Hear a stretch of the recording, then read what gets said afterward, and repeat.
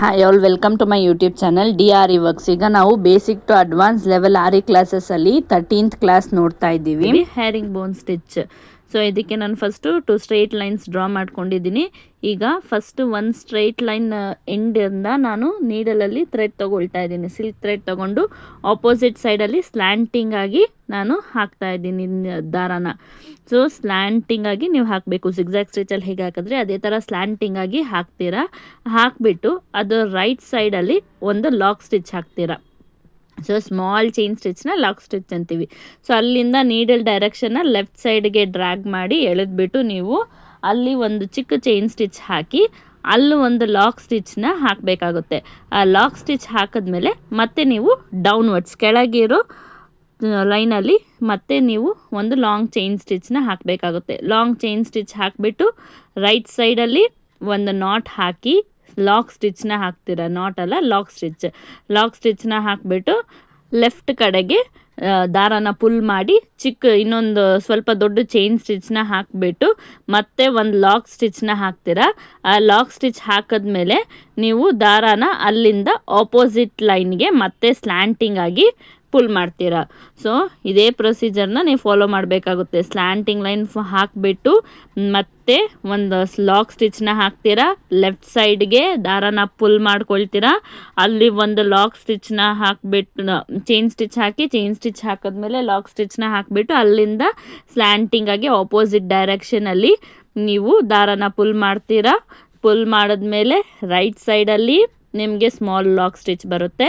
ಅಲ್ಲಿಂದ ಲೆಫ್ಟ್ ಸೈಡ್ಗೆ direction of ನೀಡಲ್ನ change ಮಾಡಿ ದಾರಾನ ಪುಲ್ ಮಾಡಬೇಕು. ಪುಲ್ ಮಾಡಿಬಿಟ್ಟು ನೀವು ಅಲ್ಲಿ ಒಂದು ಲಾಂಗ್ ಚೈನ್ ಸ್ಟಿಚ್ ಹಾಕ್ತೀರಾ. ಹಾಕಿಬಿಟ್ಟು ಪಕ್ಕದಲ್ಲಿ ಒಂದು ಲಾಕ್ ಹಾಕಿ ಮತ್ತೆ ಅದೇ ಪ್ರೊಸೀಜರ್ನ ಫಾಲೋ ಮಾಡ್ತೀರಾ. ಸೊ ಇದೇ ಥರ ನಿಮಗೆ ಎಷ್ಟು ಲೈನ್ ಬೇಕೋ ಅಷ್ಟು ದೂರನೂ ನೀವು ಇದನ್ನು ಕಂಪ್ಲೀಟ್ ಮಾಡಬೇಕಾಗುತ್ತೆ ಅದೇ ಥರ. ಸೊ ಹಿಯರಿಂಗ್ ಬೋನ್ ಸ್ಟಿಚ್ ಅಂದರೆ ಇದೇ ಥರ ಮಾಡಬೇಕಾಗುತ್ತೆ. ಸಿಂಪಲ್ ಆಗಿರುತ್ತೆ. ಇಲ್ಲಿ ನೀವು ಸಿಲ್ಕ್ ಥ್ರೆಡ್ ಯೂಸ್ ಮಾಡ್ತೀರಾ. ಸಿಲ್ಕ್ ಥ್ರೆಡ್ ನೀವು ಯೂಸ್ ಮಾಡಬೇಕಾದ್ರೆ 2 ಸ್ಟ್ಯಾಂಡ್ ತೊಗೊಳ್ತೀರಾ. 2 ಸ್ಟ್ಯಾಂಡ್ಸ್ ಆಫ್ ಸಿಲ್ಕ್ ಥ್ರೆಡ್, 2 ಎಳೆ ದಾರ.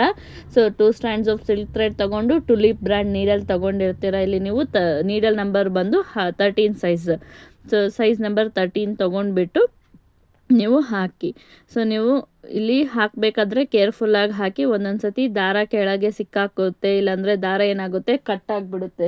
ಸೊ ಸಿಲ್ಕ್ ಥ್ರೆಡ್ ಯೂಸ್ ಮಾಡಬೇಕಾದ್ರೆ ಕೇರ್ಫುಲ್ಲಾಗಿ ಹ್ಯಾಂಡಲ್ ಮಾಡೋದನ್ನು ಕಲೀರಿ. ನೀವು ಪ್ರಾಕ್ಟೀಸ್ ಮಾಡ್ತಾನೆ ಅದು ನಿಮಗೆ ಬರುತ್ತೆ ಸಿಲ್ಕ್ ಥ್ರೆಡ್ಡಲ್ಲಿ ಸ್ಟಿಚಸ್ ಹಾಕೋದಕ್ಕೆ. ಸೊ ಈ ಥರ ನೀವು ಸ್ಟಿಚಸ್ ಎಲ್ಲ ಹಾಕಿ ಪ್ರಾಕ್ಟೀಸ್ ಮಾಡೋದ್ರಿಂದ ಸಿಲ್ಕ್ ಥ್ರೆಡ್ಡಲ್ಲಿ ನಿಮಗೆ ಗ್ರಿಪ್ ಅನ್ನೋದು ಸಿಗುತ್ತೆ. ಸೊ ಈ ಡಿಸೈನ್ಸ್ ಎಲ್ಲ ನಾವು ನೆಕ್ ಲೈನಲ್ಲಿ ಕೂಡ ಹಾಕ್ಬೋದು. ಬರೀ ಅವ್ರು ನಿಮಗೆ ಸಿಲ್ಕ್ ಥ್ರೆಡ್ಡೇ ಬೇಕು ಅಂತಾರಲ್ಲ, ಅಲ್ಲಿ ನೀವು ಇಷ್ಟು ದೊಡ್ಡದಾಗಲ್ಲ, ಚಿಕ್ಕದಾಗಿ ನೆಕ್ ಲೈನಲ್ಲಿ ಕೂಡ ನೀವು ಈ ಸ್ಟಿಚಸ್ನ ಯೂಸ್ ಮಾಡ್ಬೋದು.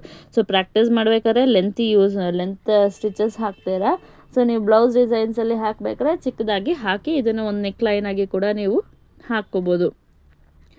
ಸೊ ಇಲ್ಲಿ ನಾನು ವಿಡಿಯೋದಲ್ಲಿ ಹೇಗೆ ತೋರಿಸಿದ್ದೀನಿ ಅದೇ ಥರ ಪ್ರಾಕ್ಟೀಸ್ ಮಾಡಿ.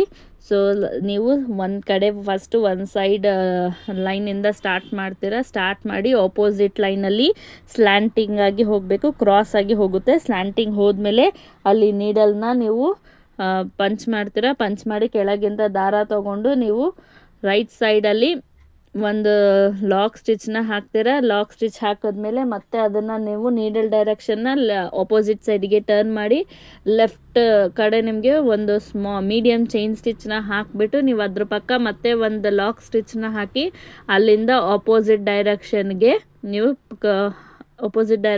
ನೀಡಲ್ನ ಹಾಕಬೇಕು. ನೀಡಲ್ನ ಪಂಚ್ ಮಾಡಬೇಕಾಗುತ್ತೆ. ಪಂಚ್ ಮಾಡಿ ಕೆಳಗಿಂದ ದಾರಾನ ತೊಗೊಳ್ತೀರ. ಸೊ ಇದು ನಿಮಗೆ ಜಿಗ್ಜ್ಯಾಗ್ ಸ್ಟಿಚ್ ತಾನೇ ಬರುತ್ತೆ, ಬಟ್ ಅದು ಜಿಗ್ಜ್ಯಾಗ್ ಸ್ಟಿಚ್ ಥರ ಇರಲ್ಲ. ಇಲ್ಲಿ ನಿಮಗೆ ಕ್ರಾಸ್ ವಿ ಶೇಪ್ ಮಧ್ಯ ನೋಡಿ ಟ್ರಯಾಂಗಲ್ಸ್ ಥರ ಫಾರ್ಮ್ ಆಗಿರುತ್ತೆ. ನೀವು ಜಿಗ್ಜ್ಯಾಗ್ ಸ್ಟಿಚ್ಚಲ್ಲಿ ನಿಮಗೆ ಬರೀ ಕ್ರಾಸ್ ಹೋಗುತ್ತೆ ಹೊರತು ಈ ಥರ ಮಿಡಲಲ್ಲಿ ಟ್ರಯಾಂಗಲ್ ಥರ ಫಾರ್ಮ್ ಆಗಿರಲ್ಲ. ಸೊ ಇದು ನೀವು ಬೇಸಿಕ್ ಸ್ಟಿಚಸಲ್ಲಿ ಇದು ಒನ್ ಟೈಪ್ ಆಫ್ ಸ್ಟಿಚಸ್ಸು. ಇದನ್ನು ನೀವು ಕ್ಲೀನಾಗಿ ಕಲ್ತ್ಕೊಳ್ಳಿ. ನಾನು ವಿಡಿಯೋದಲ್ಲಿ ಹೇಗೆ ತೋರಿಸಿದ್ದೀನಿ ಅದೇ ಥರ ನೀವು ಕ್ಲೀನಾಗಿ ಪ್ರಾಕ್ಟೀಸ್ ಮಾಡ್ಕೊಳ್ತಾ ಬರಬೇಕಾಗುತ್ತೆ. ಸೊ ನೀಡಲ್ ಡೈರೆಕ್ಷನ್ ಚೇಂಜ್ ಮಾಡಬೇಕಾದ್ರೆ ಕೇರ್ಫುಲ್ಲಾಗಿ ಮಾಡಿ. ಒಂದೊಂದು ಸತಿ ದಾರ ಅನ್ನೋದು ನಿಮ್ಮ ನೀಡಲಿಂದ ಅದು ಬಂದುಬಿಡುತ್ತೆ. ಸೊ ನೀವು ಅದನ್ನು ಕ್ಲೀನಾಗಿ ಹಾಕಬೇಕಾಗುತ್ತೆ. ಫುಲ್ ಕ್ಲೀನಾಗಿ ಹಾಕಿದ್ಮೇಲೆ ನೀವು ಎಂಡ್ ನಾಟ್ ಹಾಕಿ ಡಿಸೈನ್ನ ಕಂಪ್ಲೀಟ್ ಮಾಡಿ. ಸೊ ಎಂಡ್ ನಾಟ್ ಹಾಕಬೇಕಾದ್ರೂ ನಿಧಾನಕ್ಕೆ ಕೇರ್ಫುಲ್ಲಾಗಿ ಹಾಕಿ. ಇಲ್ಲಾಂದರೆ ನೀವು ಎಂಡ್ ನಾಟ್ ಒಂದೊಂದು ಸತಿ ಕರೆಕ್ಟಾಗಿ ಬಂದಿಲ್ಲ ಅಂದರೆ ನೀವು ಇಷ್ಟೊತ್ತು ಮಾಡಿರೋ ಡಿಸೈನ್ ಫುಲ್ ದಾರ ಎಳೆದಾಗ ಫುಲ್ ದಾರದ ಜೊತೆಗೆ ಬಂದುಬಿಡುತ್ತೆ ಡಿಸೈನ್ಸ್. ಮತ್ತೆ ಇನ್ನೊಂದು ಸತಿ ಹಾಕಬೇಕಾಗುತ್ತೆ. ಸೊ ಎಂಡ್ ನಾಟ್ ಹಾಕಬೇಕಾದ್ರೆ ಕೇರ್ಫುಲ್ಲಾಗಿ ಹಾಕಿ.